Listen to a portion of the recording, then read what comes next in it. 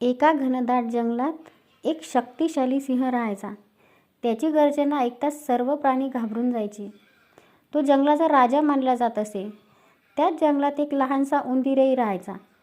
तो खूप छोटा आणि दुबळा होता, म्हणून इतर प्राणी त्याला फारसे महत्त्व देत नसत. एके दिवशी सिंह जेवणानंतर झोप घेण्यासाठी एका मोठ्या झाडाखाली आराम करत होता. त्याच वेळी लहान उंदीर त्या झाडाच्या जवळून जात होता. त्याला सिंहाची झोपलेली मुद्रा पाहून थोडे कुतूहलही वाटले आणि तो सिंहाच्या वर चढून खेळू लागला. अचानक सिंह जागा झाला आणि त्याने आपल्या पंजात उंदराला पकडले. सिंहाने उंदराला खाऊन टाकण्याचा विचार केला, पण उंदीर घाबरून विनंती करू लागला, महाराज, कृपया मला सोडून द्या. एके दिवशी मी तुम्हाला मदत करू शकेन. सिंहाला उंदराच्या या बोलण्यावर हसू आले आणि तो म्हणाला, तू एक लहानसा उंदीर, मला कशी मदत करशील?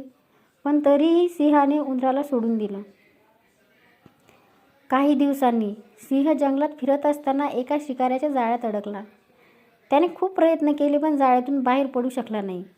सिंहाने जोरात गर्जना केली, पण कोणीही मदतीला आलं नाही. शेवटी त्याच्या गर्जनेचा आवाज ऐकून तोच लहान उंदीर तिथे आला. उंदराने त्याच्या धारदार दातांनी जाळं चावून चावून तोडायला सुरुवात केली.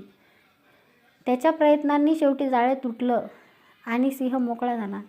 सिंहाला खूप आश्चर्य वाटलं आणि त्याने उंदराचे आभार मानले. मी तुझ्या लहान आकारामुळे तुला दुर्लक्ष केले, पण तुझी कृती खूप मोठी होती, सिंह म्हणाला. उंदराने उत्तर दिलं, महाराज, प्रत्येकाचा स्वतःचा एक वेगळं महत्त्व असते. कितीही लहान किंवा मोठा असला तरी आणि मदत कधीही कुठूनही येऊ शकते. सिंहाने उंदराच्या या शब्दावर विचार केला आणि त्याला एक मोठा धडा शिकला. ही गोष्ट आपल्याला शिकवते की कधीही कोणाला कमी लेखू नका, कारण प्रत्येकाचं स्वतःचं महत्त्व असते.